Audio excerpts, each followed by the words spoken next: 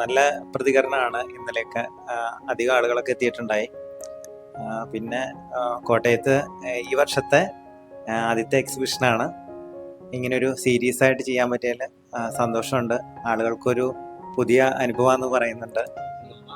ഒത്തിരി പൂച്ചകൾ ഇങ്ങനെ ഇരിക്കുന്നുണ്ട്. എന്താണ് ഈ പൂച്ചകളുടെ ഒരു പ്രത്യേകത? അല്ലെങ്കിൽ ഇത് വീട്ടിലെ അതിഥിയായിട്ട് എത്തിയൊരു 3 വർഷം മുമ്പേ അതിഥിയായിട്ട് എത്തിയൊരു പൂച്ചയായിരുന്നു. എന്തുകൊണ്ടോ എല്ലാവരും അതിപ്പോ ചോദിക്കും, 18 വർക്കൊക്കെ പൂച്ചയുടെ തന്നെ ചെയ്യുന്നത് എന്താണെന്ന് ചോദിക്കും.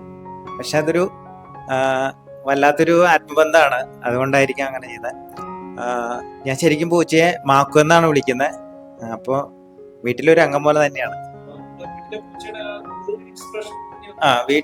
വീട്ടിലെ പൂച്ചയുടെ പല ഭാവങ്ങള്, അതായത് വീട്ടില് ശരിക്കും ഒറ്റപ്പെട്ട ഒരു അവസ്ഥയില് വീട്ടിൽ വന്ന് നമ്മള് അറിയാതെ തന്നെ വീട്ടിൽ ഒരു അതിഥിയായിട്ട് എത്തിയതാണ്. പിന്നെ വീട്ടുകാരനായി.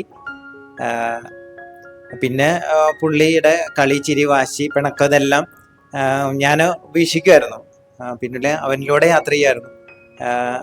ശരിക്കും ഒറ്റപ്പെട്ട ഒരു ജീവിതത്തിൽ നമുക്കൊരു മേൽവിലാസം ഉണ്ടാക്കി കൊടുക്കാൻ സാധിച്ചു. കാരണം അനാഥമായിട്ട് കിടക്കുന്ന എല്ലാ ജീവികളെ നമുക്ക് സംരക്ഷിക്കാൻ സാധിക്കില്ല. പക്ഷെ നമുക്ക് പറ്റുന്നത് ഉപദ്രവിക്കാതെ അവർക്ക് ചെയ്യാൻ പറ്റുന്നത് ചെയ്യണമെന്ന ഒരിതാണ്. ഈ പൂച്ചയ്ക്ക് സമൂഹത്തിനോട് അങ്ങനെയാണ് പറയാനുള്ളത്. ദ്രോഹിക്കരുത്, നമ്മളെ സംരക്ഷിക്കാനാണ് പറയുന്നത്. പെയിന്റിങ്ങില് മീഡിയം അക്രിലിക്കാണ്. 18ഓളം വർക്കുകളുണ്ട്. പിന്നെ പൂച്ചയുടെ ഫുൾ ഇത് കാണിച്ചിട്ടില്ല. ചില ചിത്രങ്ങൾ മാത്രമാണ് ഡീറ്റെയിൽ കാണിച്ചിട്ടുള്ളൂ. ബാക്കിയൊക്കെ ഞാൻ ഹൈഡ് ചെയ്തേക്കാണ്. ഇതില് നമ്മുടെ വീട്ടിലെ അമ്മയും ഞാനും പൂച്ച മാത്രമേ ഉള്ളൂ ഇപ്പോൾ.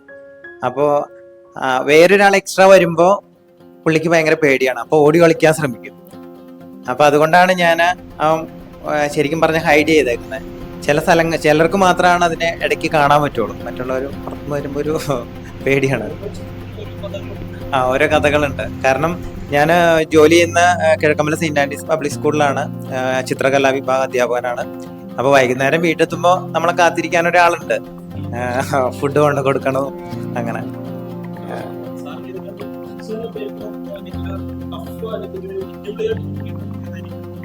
അവിടെ പൂച്ചയുടെ ഡീറ്റെയിൽ മാത്രം ഞാൻ ചെയ്യാൻ ശ്രമിച്ചു.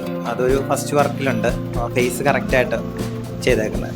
അതിൽ കുറച്ച് ബുദ്ധിമുട്ടായിരുന്നു. കാരണം ശരിക്കും പൂച്ചേനെ കാണിക്കുമ്പോൾ എല്ലാവരും തന്നെ അതിൻ്റെ പല എക്സ്പ്രഷനിലും എല്ലാ ചിത്രകാരന്മാരും നല്ല ചുരുക്കം ചിലർ ഉപയോഗിക്കുന്നത് അതിൻ്റെ അക്രമമായിട്ടുള്ള ഒരു ഫീലിങ്സ് ആയിരിക്കും. ശരിക്കും എപ്പോഴും നമ്മൾ ഉപദ്രവിക്കുമ്പോൾ പൂച്ച ഭയങ്കരമായിട്ട് അറ്റാക്ക് ചെയ്യും നമ്മൾ.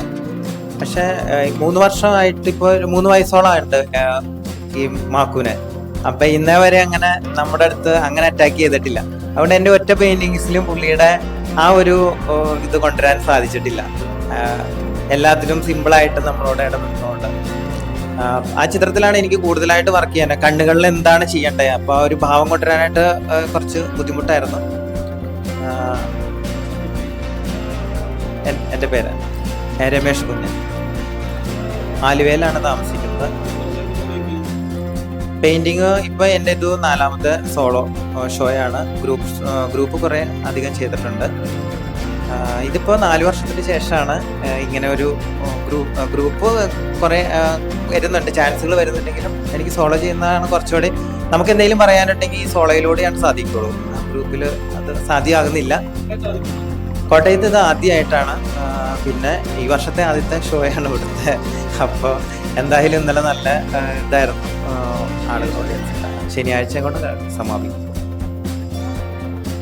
സാറേ, അപ്പോൾ എക്സിബിഷൻ്റെ പേര് കെയർ ഓഫ് എന്നാണ്. അതെന്താണ് അങ്ങനെ ഒരു പേര്? കെയർ ഓഫ് എന്ന് പറഞ്ഞ പേര് സെലക്ട് ചെയ്യാനായിട്ട് ശരിക്കും ഇന്നൊരു ഇങ്ങനെ നമ്മൾ അനാഥമായിട്ട് നടക്കുന്ന ഇങ്ങനെ മൃഗങ്ങൾക്കൊന്നും ഒരു ഇതുണ്ടാവില്ല, മേൽവിലാസം ഉണ്ടാവില്ല. അപ്പം നമ്മൾ അവരെ വീട്ടിൽ കൊണ്ടുവന്ന് നമ്മുടേതായിട്ട് വളർത്തി അവർ നമ്മുടെ ഒപ്പമായിരിക്കുമ്പോഴാണ് അവർക്കൊരു മേൽവിലാസം ഉണ്ടാകുന്നത്. അപ്പോൾ എന്നിലൂടെ ഞാനൊരു പേര് നൽകി, എന്നിലൂടെ ഈ പൂച്ചക്കുട്ടി അറിയപ്പെടുമ്പോൾ അത് എൻ്റെ കെയർ ഓഫ് ആണല്ലോ വരുന്നത്. അപ്പം അങ്ങനെ ഉദ്ദേശിച്ചിട്ടാണ് അങ്ങനെ ഒരു പേര് ചൂസ് ചെയ്തത്. സാർ, ഈ ഒരു പൂച്ചക്കുട്ടികളുടെ വെച്ച് എക്സിബിഷൻ ആദ്യമായിട്ടാണ് അതോ നേരത്തെ? ഇല്ല, നേരത്തെ ഇങ്ങനെ ചെയ്തിട്ടില്ല. ആ, പൂച്ചക്കുട്ടികളുടെ അങ്ങനെ അങ്ങനെ ചെയ്തിട്ടില്ല. പല തീം വെച്ചിട്ടാണ് ചെയ്യാറുള്ളത്. ഇത് ഫസ്റ്റ് ടൈമാണ് ഇങ്ങനെ ഇഷ്ടതാരം തന്നെ ആളെ സാർ പറയുന്ന ആദ്യത്തെ മറ്റേ വെല്ലുവിളി ഒരു കുറച്ച് കൂടുതലായിട്ട് നമുക്ക് ചെയ്യാൻ പറ്റിയ ഒരു വർക്ക് ഇതായിരുന്നു. പക്ഷെ ഏറ്റവും വലിയൊരു കാര്യം എന്താണെന്ന് വെച്ചാൽ ഇപ്പോൾ ഞാനിവിടെ ഇൻട്രൊഡ്യൂസ് ചെയ്യുന്നുണ്ടെങ്കിൽ പോലും ആളറിയുന്നില്ല എന്നുള്ളതാണ് ഏറ്റവും വലിയൊരു ഇത്. എനിക്ക് കൊടുക്കാൻ പറ്റുന്ന ഏറ്റവും വലിയൊരു ഇതാണ്, സർപ്രൈസാണത്, അറിയുന്നില്ലെങ്കിൽ പോലും.